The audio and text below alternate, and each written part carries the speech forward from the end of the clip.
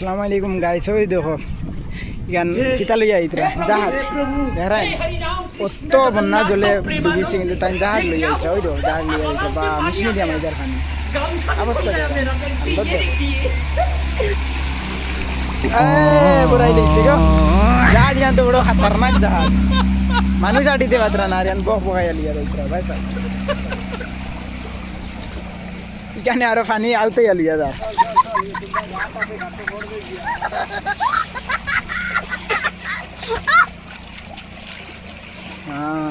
কি ধরনের জাহাজ আর পুরো জাহাজ খান তাই তো আইয়া বুড়াই লিলি।